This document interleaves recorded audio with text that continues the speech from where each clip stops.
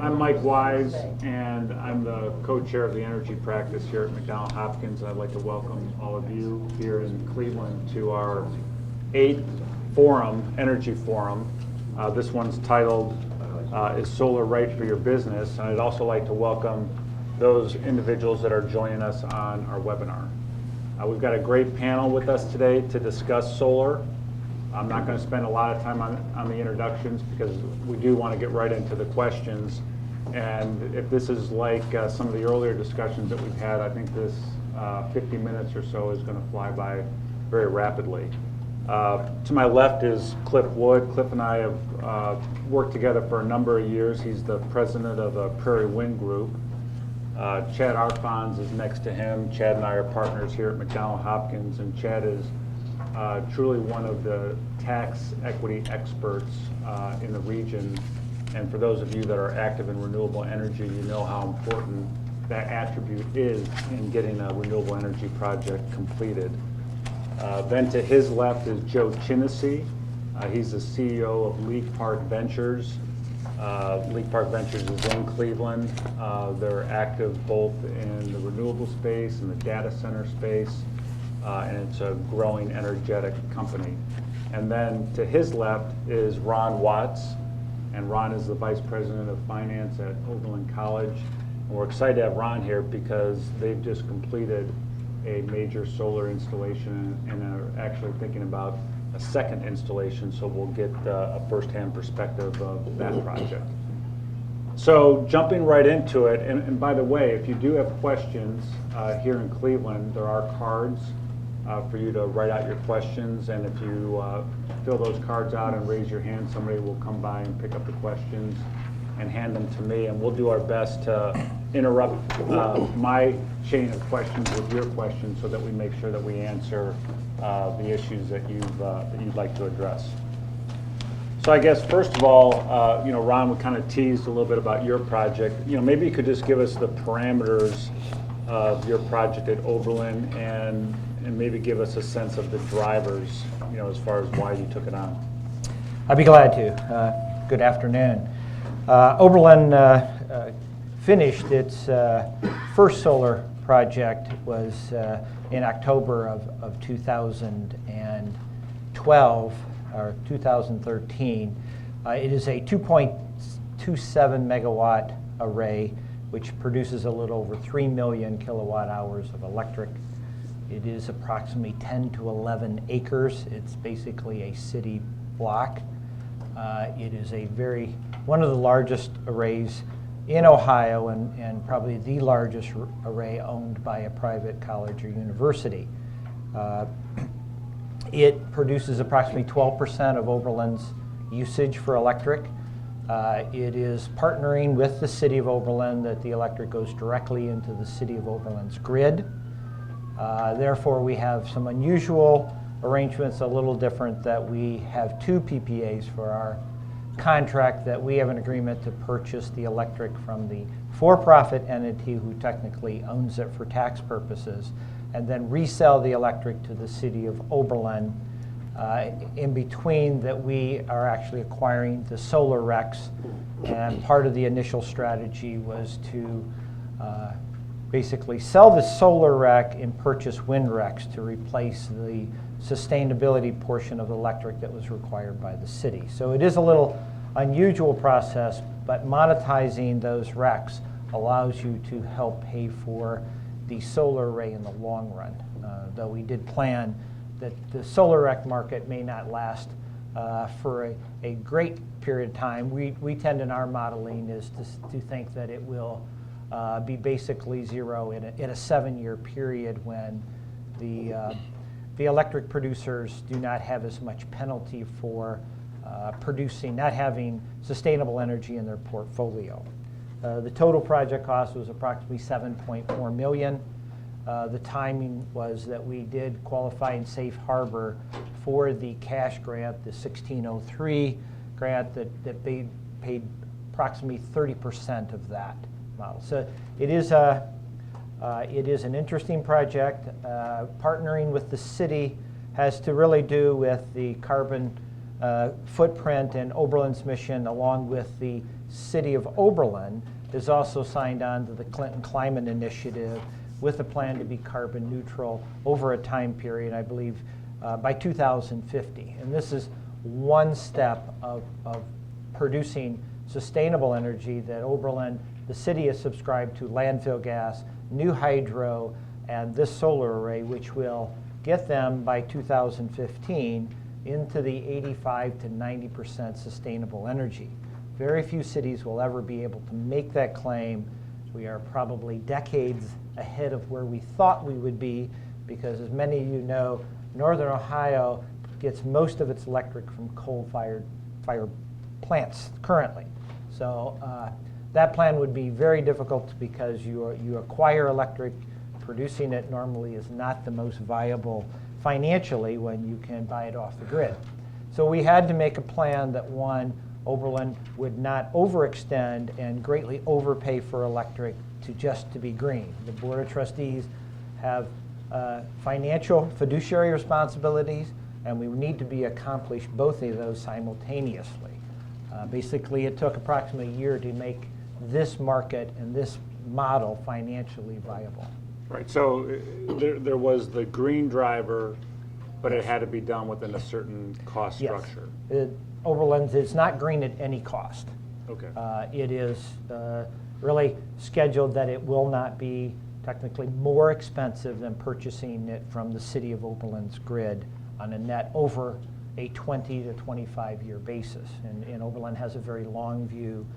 And surprisingly, obviously, things will change over that period, and as solar rec value can go up or down, also the distribution costs of purchasing electric from the grid will have an increase, and the solar array is a natural peak, what we call a peak shaver. It produces maximum amount of electric in the July and August is when Northern Ohio uses this most electric from the grid. And that is the most expensive electric you will purchase year-round. It sets the rate. All right, Ron, that's great. It's a good start. Cliff, why don't you, same question. You've done a number of projects on the east side. Maybe pick out one of them and tell us about it, and then the motivation for getting that project done. Sure. Thank you, and good afternoon. Let me talk about the project that you're familiar with. We've got a customer in Norwalk, Ohio. They're an industrial company, and part of our strategy has been to approach industrial companies.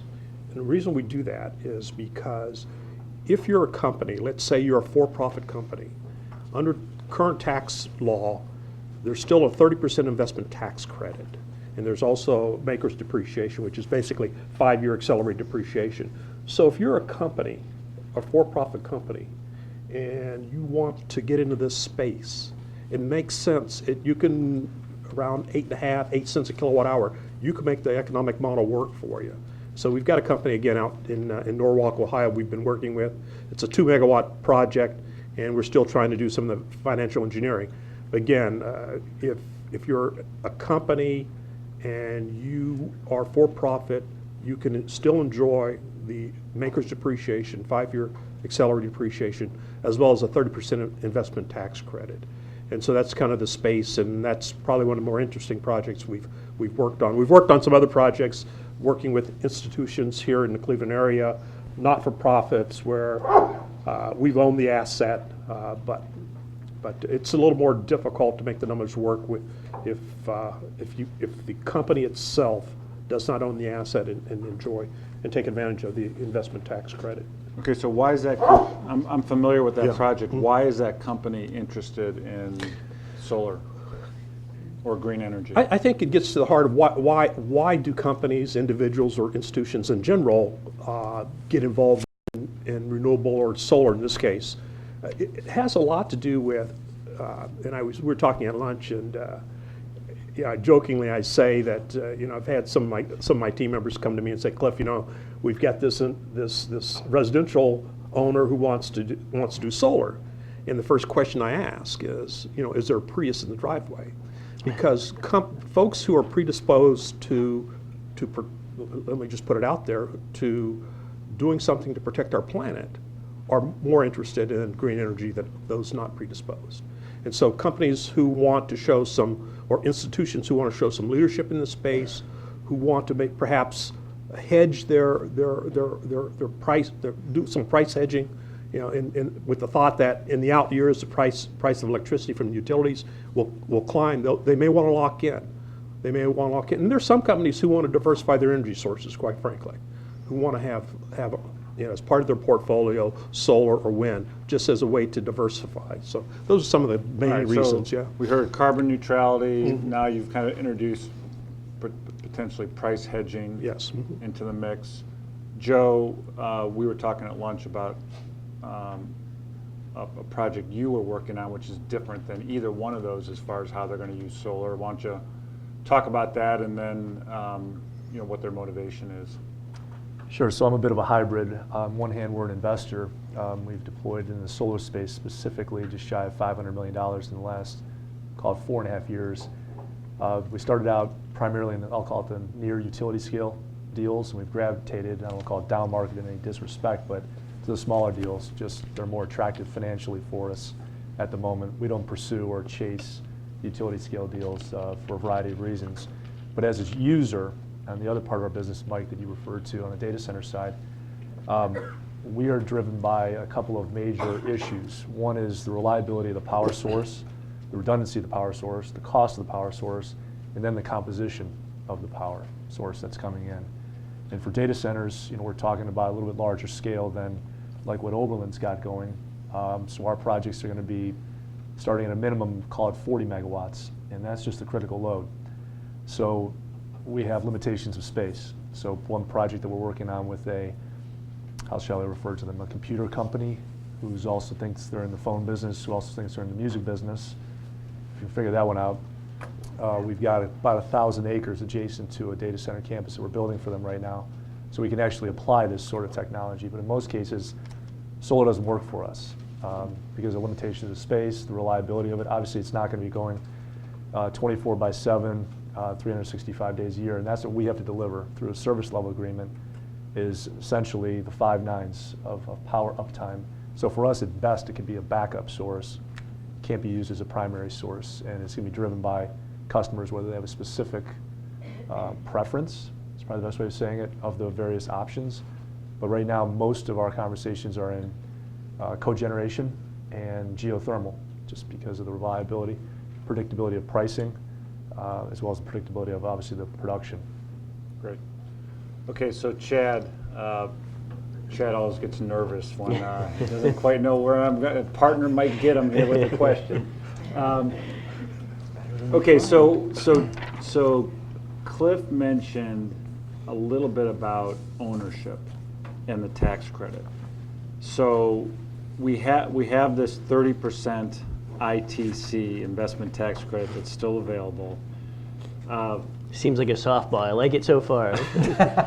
Okay, how do we have to set up these transactions in order to access that 30%? So address that, and then also there was a big change last year with cash grant versus the credit. Talk a little bit about that and the impact it's going to have on these deals. Sure. So as you've heard, there's a big driver for structuring these deals is the 30% investment tax credit, and then the accelerated depreciation. And because up to 30% of your project can be paid for with the tax credit, of course you try to maximize that tool. In 2011, the cash grant program, which was essentially part of the stimulus package, that was, I guess, essentially kind of dumbed down the tax credit to make it so that rather than being claimed by a partner in the ownership of the asset, you could just essentially turn in your project cost to the Treasury Department, and they would cut you a check for that 30%. And that simplified these transactions and really helped spark the boom and development of solar projects. And in particular, I think it helped get not-for-profits involved in solar because it just really simplified how those credits could be used. But that program went away at the end of 2011. If you hadn't started essentially started construction, or safe harbored is what the term is, those assets at that time, then you could no longer use the cash grant. And from that point until the end of 2016, we have essentially a tax credit, investment tax credit, that can only be used by a for-profit entity. So Oberlin can't use that tax credit. And so what happens is a for-profit entity that can use the credit needs to be the owner of the asset.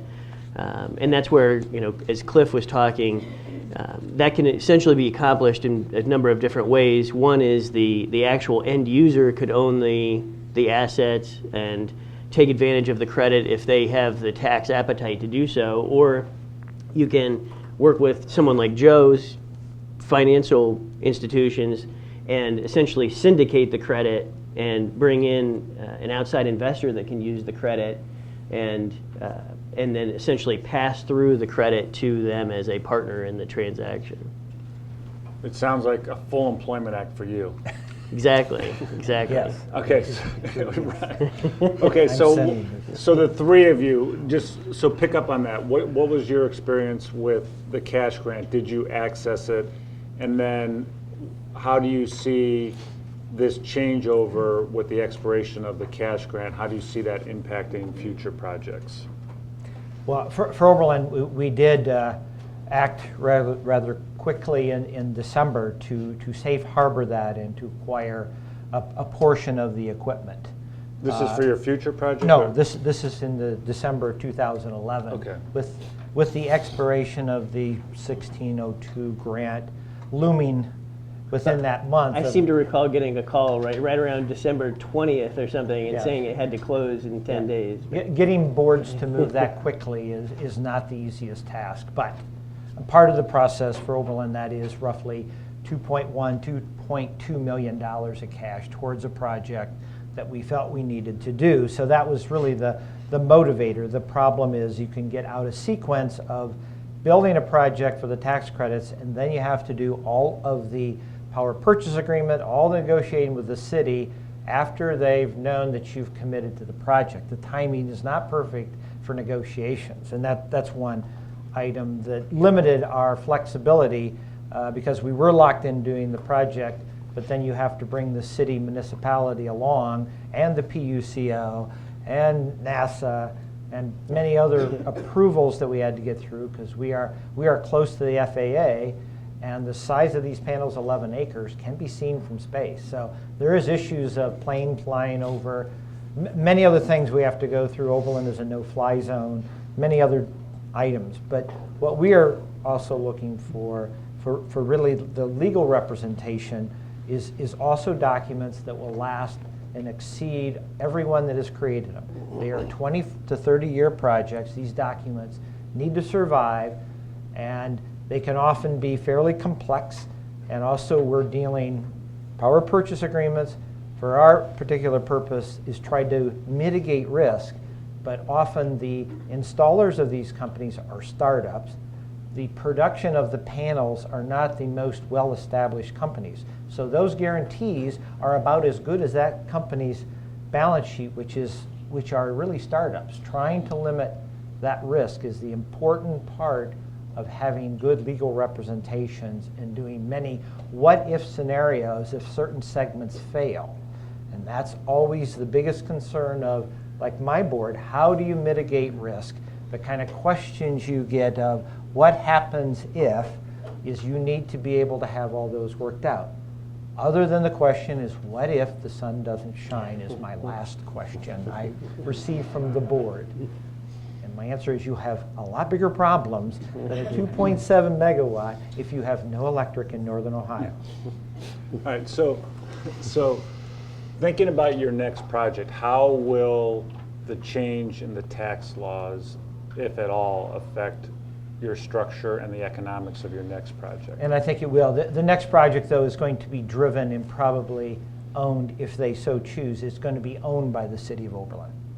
It is the municipality, because of the issues of how the peak production of solar array and ours that has a tracker maximizes the electric production in late afternoon in the summer, and that is when Northern Ohio has the peak usage that you pay the highest rate on, is the 5 highest hours and some other peaks. That is when Oberlin's array we're using that electric instead of buying it from the grid. The city has found, hey, this is a big financial advantage in a long term. As those peak demand rates go up, it will have a greater value, and it's within our grid in Oberlin, Ohio. It is not dependent on electric from West Virginia or other places. So it does have a long-term value to both the city and to the college. And you'll be able to allow Oberlin to access that th- ITC? Chad will take care of that? We will have negotiations on, but the advantage is we have a large parcel of land. I mean, Oberlin is not landlocked. We own a large parcel of land, and all the infrastructure there to put the electric into their substation is there. So all of that cost is already sunk cost, and so that their variable cost of addition is really just the installation of the array. Okay. So Cliff, access the cash grant and implications of the expiration of the grant. The cash grant, a couple things going on with the cash grant, access to the cash grant. We were looking at some projects about a year ago, talking with some banks, and I was floored to find out that the banks were more interested in the investment tax credit than they were the cash. I went to business school and I learned that cash is king, but talking with these banks, they had their reasons for wanting the investment tax credit. So going forward, the investment tax credit is still there, and if you're doing large projects, you could talk to Joe or some of the banks, and the investment tax credit clearly is one of the key drivers in your economic model. So it's critical. That, as Chad mentioned, the end of 2016, unless the law has changed, the investment tax credit goes away. So It goes to 10%. goes up 10, right, it doesn't go away, it goes to 10%. 10%, right.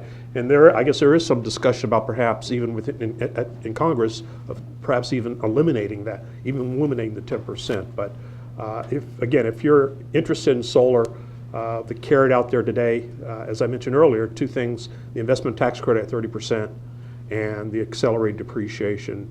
And one should never minimize the accelerated depreciation.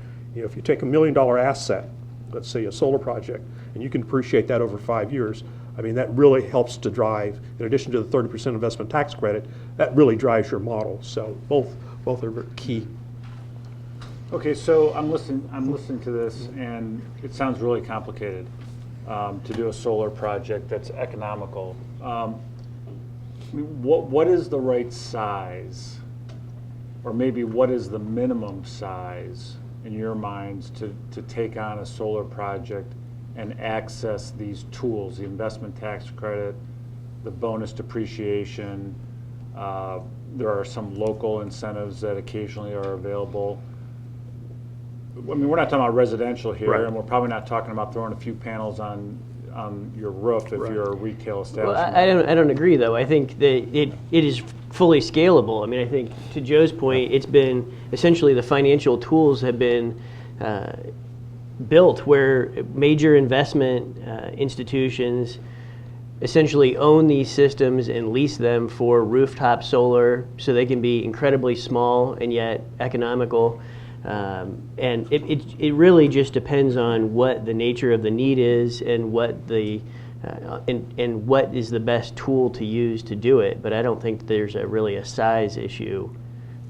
I think it's pretty scalable, frankly. Well, there may not be a size issue, but what the problem you run into is, let's say you do a small project, and we could argue what a small project is. Let's say 250 kW. So you've got built into your project costs, you've got all your hard costs, the panels, the inverters, or the other electrical components.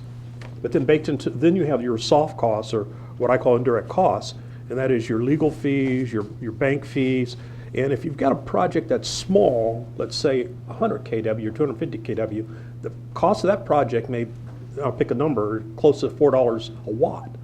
If I do a megawatt, I'm close to $2.15 a watt. So you're right, you can do small projects if the off-taker is paying in this area 11 cents or 10 cents a 11 to 10 cents a kilowatt hour, you can do a small project. But you know, once you get to where the industrial company is paying, let's say, 6 cents a kilowatt hour, it becomes very problematic to do a small project. You can scale it up, and it perhaps makes more sense. There may be a no man's land there where it's, you know, small, then you can go to kind of the big institutional I route agree. and I would agree, yeah. and then large, then all these other tools are available and the transaction cost makes sense. But so there may be a no man's Yeah, land that's your very point is difficult. right. All the tools are available irrespective of the size of the project. It's just the economics vary depending on the size. Well, let's just hit size real quick. So you were 2 megawatts, and that provided what percent of Oberlin College's electricity? It is roughly 12%, and it produces 3 million kilowatt hours, which is roughly 12% of Oberlin's usage. Okay, and Joe, you mentioned a data center which might use. Yeah, we're unique because of the power density requirements of our industry as opposed to a university, although you've got a research component that I'm sure is, you know, dense but in a more confined space. I mean, we're delivering space that's 200, 250 watts per square foot. So, for instance, in our Eugene, Oregon project, it's going to be 84 megawatts. It's a 600,000 square foot building, and I only own 200 acres of land. I can't do a solar deal. I can do geothermal, I can do cogeneration, but I can't do solar. So for me, the limitation, because of the density of our assets, is on the top side. So when you guys are ping-ponging back and forth, within reason, you can structure a deal to have an attractive market rate of return, but it's the size of the demand that's going to limit, at least in our industry, and presumably other industries, whether it be manufacturing is a fairly dense industry, but most industries aren't going to require the draw that we do. So for us, we have to look at alternative sources. That's what it boils down to. Okay, so I just wanted to give the audience just a little bit of a snapshot on size and cost. And so a residential might be what, a 10 kW Yeah. system? Is that? Yes, about right. Okay. Call it 30 grand a pop. Okay, so I think you did the price per kilowatt or price per Right, watt. for the 2 megawatt project that we're working on, we're around $2.15, between $2 and $2.15 a watt. That's a large project. That's a large project, yeah. And for solar, it might be, at residential solar, it might be Yeah. double? It might be double, yeah. $6 to $7 a watt, yeah, Okay, yeah. all right. So let's go back to reliability. I mean, that was a great comment that you made, Joe. How big of a limiting factor is that today, and where do we see it going? We've got Bob's in the audience from Dominion, and you know, I think what I read about natural gas and solar, I think, is really intriguing. The companies that really think that that's a natural fit to try to combine solar and natural gas generation. And I think they're trying to get at this reliability issue. So how big of a challenge is that today, and where do we see that, you know, 5 years from now or 10 years from now? Yeah, I can only comment again on our specific industry in the data center space. So we enter into contracts with our clients to deliver, you know, an uptime reliability of the 5 nines, 99.999% of the time, outside of some sort of shock, and then we've got obviously penalties we have to pay. But effectively, it's 100% uptime because these assets are running 24/7. We don't go into a second or third shift and demand decreases. In many cases, what we have with our clients are global clients, so they rotate their primary compute requirements globally. So in effect, each time your data center is always at 100% utilization. So for us right now, the technology is not caught up with that 24/7 by 365. In a few years, I'm not an engineer. There's a couple other folks I'm sure in the room who could be better opine on it, but it'll catch up. But right now, we can't invest in that for our usage of that scale. On the investor side, though, you know, there's a different theses that we're applying, and we can do it. But from a user in the data center space, the industry is not caught up with what we need right now, so it forces us to go. And then on a cost basis, we can do, you know, some other renewable or clean sources at $2 million a megawatt, you know, as a price comparison. So it's more effective, let alone the cost of the production, to encourage us to do the other sources than solar. Well, are you looking at cogen at all? Yes, we are. But again, getting to the natural gas solar combination point, I mean, if you had, you've got a density issue, you know, so that's always going to be a limiting factor because what, you need 5 acres a megawatt for solar? Yeah, that's about right. Okay, so, but purely from a reliability standpoint, you could combine cogen and solar. We could, but then it becomes a little cost efficient, to be polite, you know, for us. So that's not an optimal solution for us financially. You know, our engineers have certainly looked at it and would advocate for it, but not from a financial standpoint. Yeah, Mike, there's a couple other things to think about in terms of reliability. When I think about it, again, I'm looking at, you know, we construct this project, you know, and when you do the financial analysis, you expect the array to generate a certain amount of electricity over the course of a year. And so we look at the reliability of the equipment. How reliable are the panels? Typically a panel you should expect a solar panel to last 25 to 30 years. There are no moving parts in the panel, so it will last. I've seen some panels that are 30 years old, so they'll last 30 years. The other component, though, that is the inverter. The inverter is the device that takes the direct current from the panels and converts it to an AC wave or sine wave. Their life expectancy is like 11 years. So when we talk about, and the projects we're looking at are 20 to 30 year projects. So you have to look at the reliability of the equipment. Again, the panels aren't an issue. The inverters could be an issue. The other, when we think about reliability, again, looking at the financial model, the sun only shines a certain number of hours a day. And so it's kind of the reliability of the overall system, the actual reliability or your ability to generate electricity only occurs during the daytime. So that's another issue you have to, when you run the numbers, you have to consider. Ryan, I know you have something to say to that. Well, no, it's absolutely true that obviously it produces electric during the day, and it will, you know, the production of 50 or 60% during a cloudy day.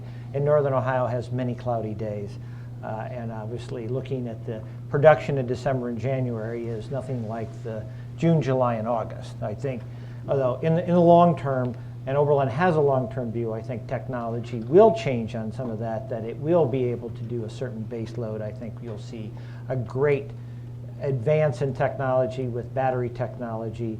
Part of our issue is also projecting what is the cost of fossil fuels 15 to 20 years from now. What is the kind of permitting? Is it going to be the same issue that coal is today, which is eliminating coal production? And we currently have a coal-fired plant that will be going out of service this month, mainly because you will not get permits to run a coal-fired plant. So I think that is always a concern, that if you're producing electric with another source similar to sun, it is not our base load, but it is a clearly designed part of our portfolio that we think will fit in the long term, because it is dependable, and we really do not have a lot of other capital investment other than transformers or things like that are put in and reserved each year out of the proceeds in order for it to have a funded maintenance fund. All right, so everyone's got to put on their prognosticator hats here for a few minutes. This article came out yesterday. One of the trade groups put out some research on 2013, and a couple of the stats were remarkable. The first one was solar PV installations in the U.S. topped 4.78 gigawatts in 2013, an increase of 41% over 2012. More than 2.1 gigawatts of that 4.7 were added in just the final 3 months of the year, which is the largest quarterly number ever.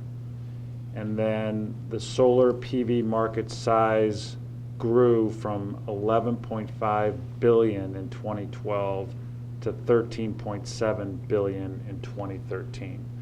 As you can gather, this is a very bullish article right here. So I'm going to guess that a cynic would point to the expiration of the cash grant and say that was driving some of the fourth quarter numbers in 2013. what's everyone's view on the bullish nature of this article and where solar's going in, I guess, short term in 2014 and then longer term the next 2 to 3 years? I think you're right that 2013 was a banner year for solar, and I see the next 3-4 years being a banner year for solar. It becomes problematic after 2016 when the investment tax credit goes away.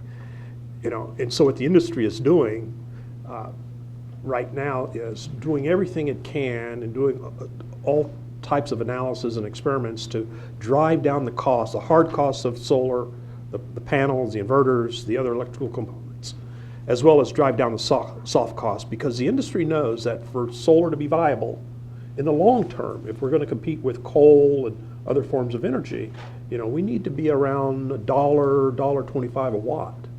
And so we're not there yet. So I'm still bullish on solar because in large part because of the industry effort to drive down the costs so that solar can compete with coal, nuclear, wind, other forms of energy. I agree. I mean, I certainly think that the volatility because of the tax credit going away, it can create an incentive to maybe build up more than what it would otherwise, or it can also, kind of tamp down projects because if they don't think that they can use the tax credit, then maybe they wait it out and see what happens if it's renewed, that sort of thing. So I think that certainly makes it difficult to predict what will happen. And then I think, as Cliff is saying, to some degree, what happens with the price of electricity generally with coal coming offline and obviously with the natural gas boom that we're having here in Ohio and the shale opportunity, I think that creates some volatility in what's going to happen with solar. But in the long run, I think that it is a viable source of energy and that it will be a major component in the overall mix. Ron, Joe? I think you have to bifurcate the answer, Mike. For large consumers of power, I don't see it being no pun intended, a sustainable element of our business. For less dense users, for residential, I think it's going to continue. They're less sensitive to all the attributes of the capital structure you're talking about. But you're still going to see, as you pointed out, and these guys pointed out, in the next couple of years, there's going to be some positive momentum. And like any industry growth, you're going to see a tabling off of it. But it's going to be specific to the user and what their demands are because of the limitations of space. That's the way I see it. I think it's hard to predict the future, but looking at the political environment and trying to predict that, I challenge all of you to try to predict Washington. But as part of the issue that will be coming upon us and will continue to grow will be global warming. This will be an issue. It will have the political, it will have a lot of environment, and there will be repercussions from that. I think part of that in the short term we will see because the low cost of financing right now, it makes this an easier project to finance now, maybe not 5 years from now, but then you will also see a great effort of using less electric. And that will end up being a long-term goal. Those who use less will win regardless of the source of the electric. And that you will see now tremendous advantages in progress in lighting and a reduction of usage by 50%. Oberlin has finished almost all of our lighting going to the new LEDs, and that we're seeing an investment return in the 1 to 2 year period, and clearly a large reduction in electrical usage. So demand for high volume could definitely change over the next decade. Your lives will change. Okay, one last question on incentives. We haven't even talked about the new market tax credit. And some of you are familiar, I'm sure, with them, and maybe others never have heard of new market tax credits. But Chad, you want to just take a minute or two and talk about what they are and their applicability to solar? Sure.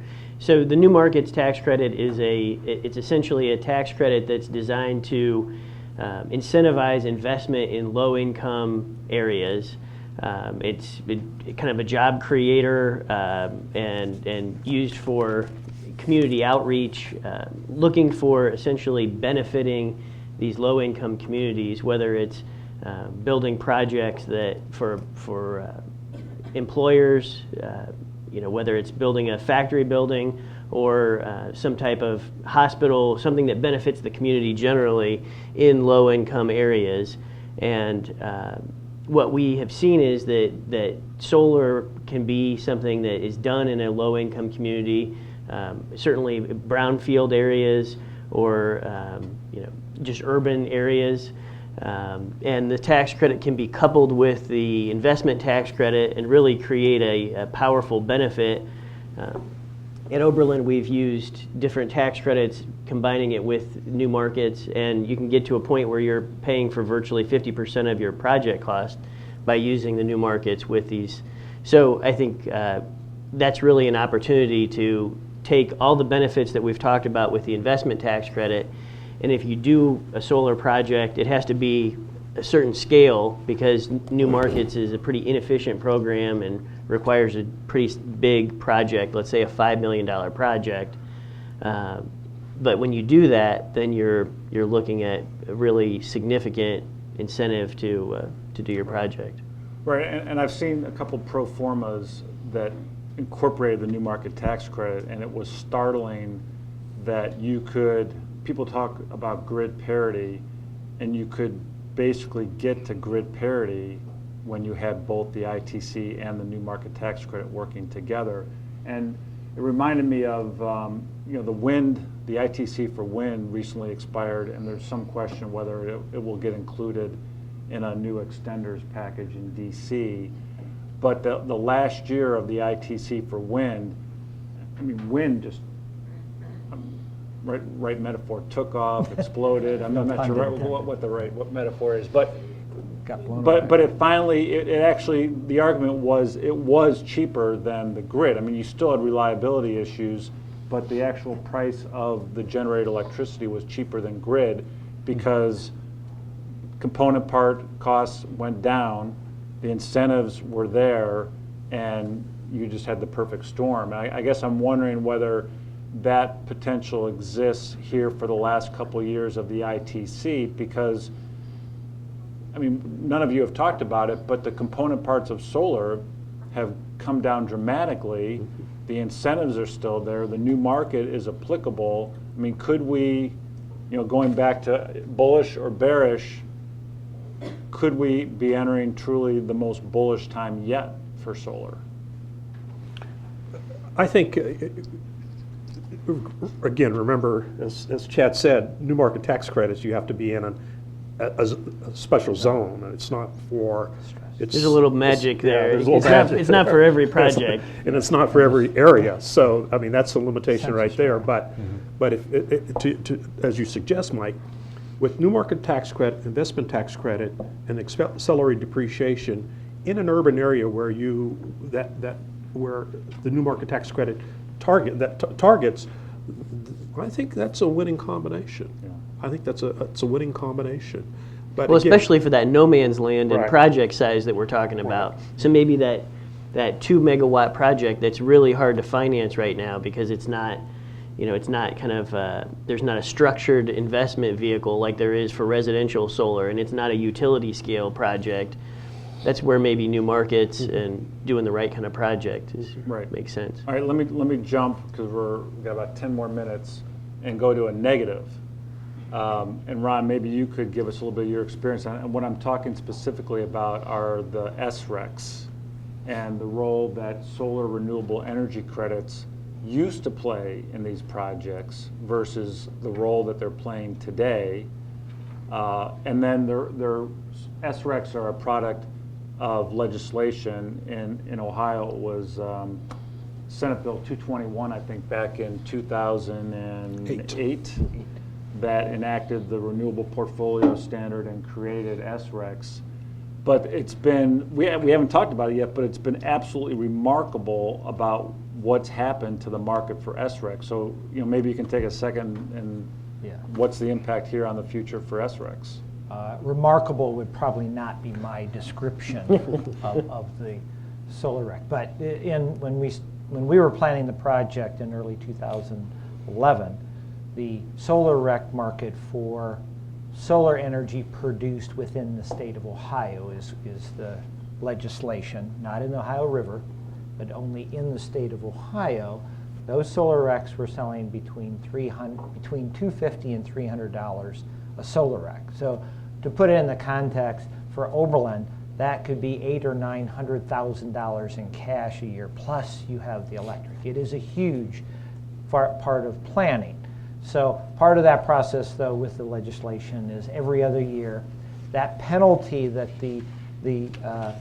not the municipal, but the general electric producers were paying for 3% must be from sustainable energy, that it would go down over a period of 7 years. What had happened in that, the market then went from 300 to 200.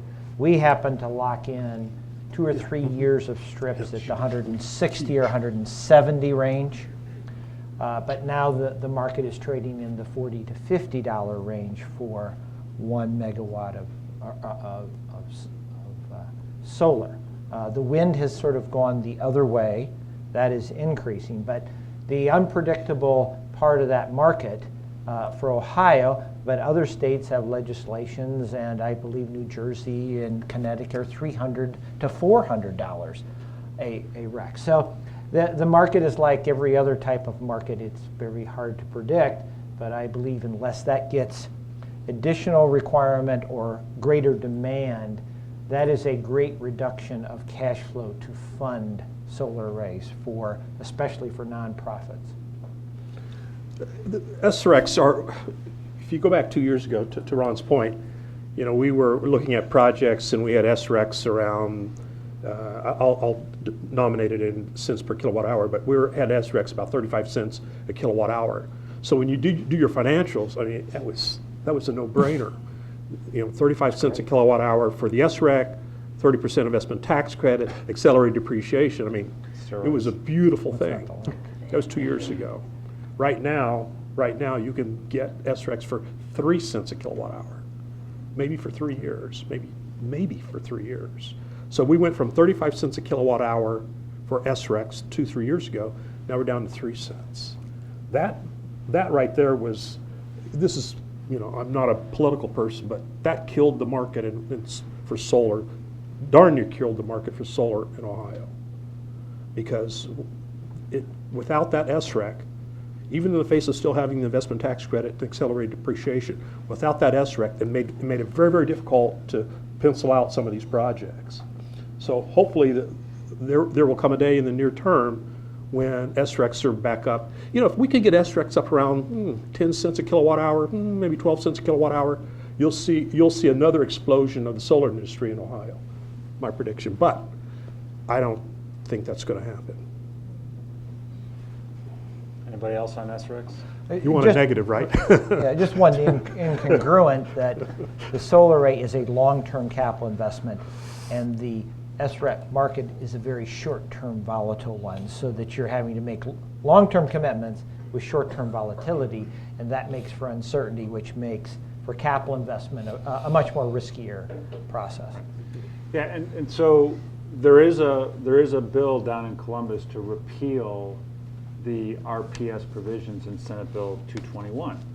And as you listen to this discussion, politics does enter into the calculus, because there are a lot of people, a lot of legislators who believe this is absolutely ridiculous that one form of energy is being subsidized to the extent that solar is being subsidized.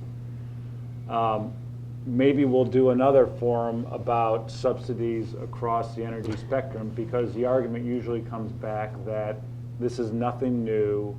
There have been subsidies for all forms of energy over the history of our country and the history of our state. And in fact, some people make the argument that there have been more subsidies for other forms of energy, like nuclear, than there has ever been for solar. So we're going to leave that for another day, but it's something that is being talked about right now in Columbus. There is a bill to repeal the RPS that's actually having hearings right now. Our prediction, our government group's prediction down in Columbus is that bill's not going to pass this year, but the fact that it was introduced, it has sponsors, it's having hearings, and it's not the only bill in the United States to repeal a state's RPS, and that dynamic is out there.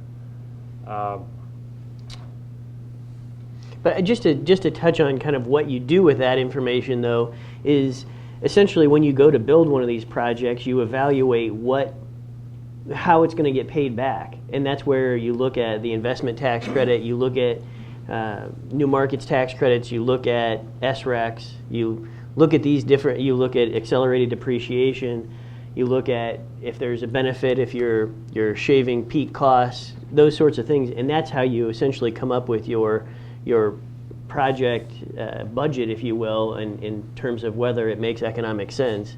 And so that's just one tool that you have to consider. And I think what we've done is really kind of talked about the different incentives that you consider when you're looking at doing solar. Right, right.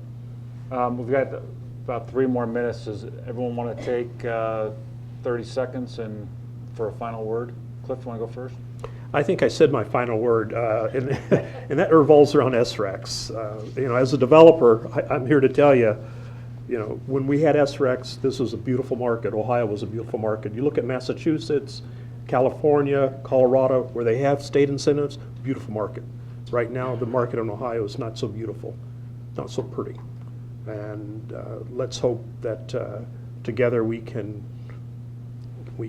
bring about the political pressure to ensure that the SREC market that we do have stays in place, but hopefully we can get the SRECs up around 10, 11 cents a kilowatt hour.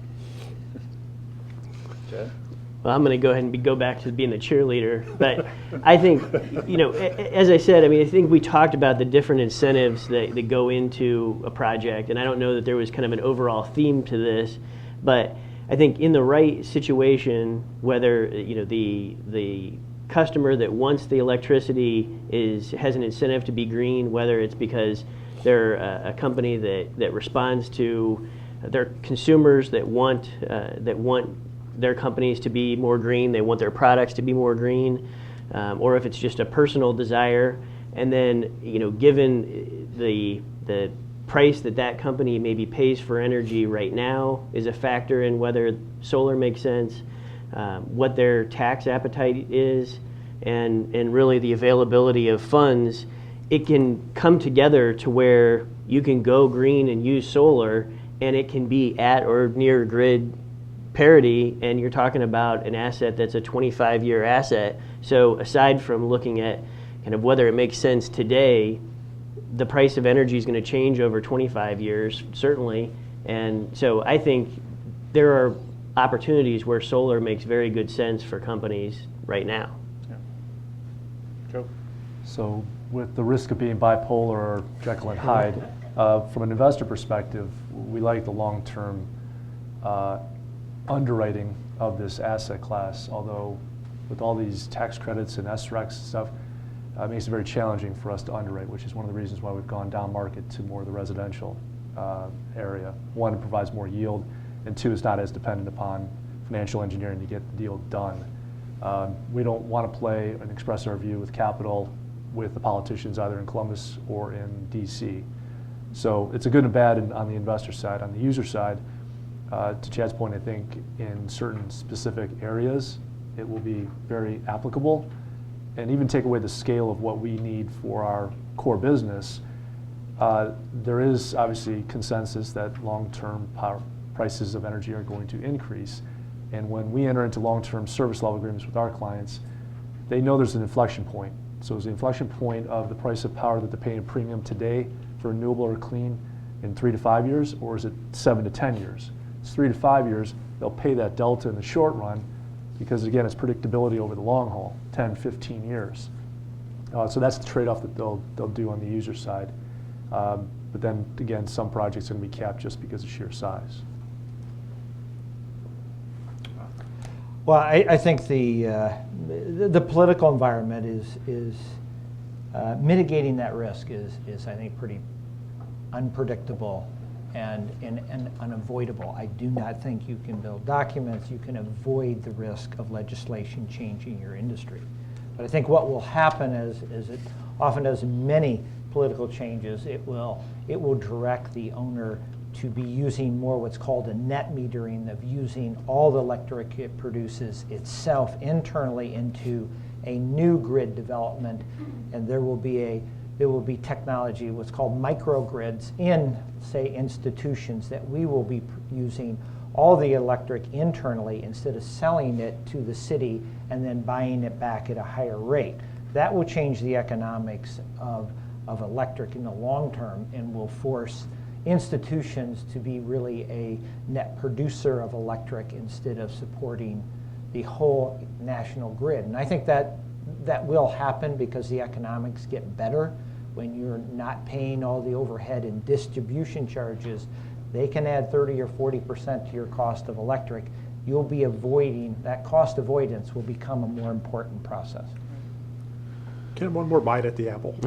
Absolutely. Last word. Last word.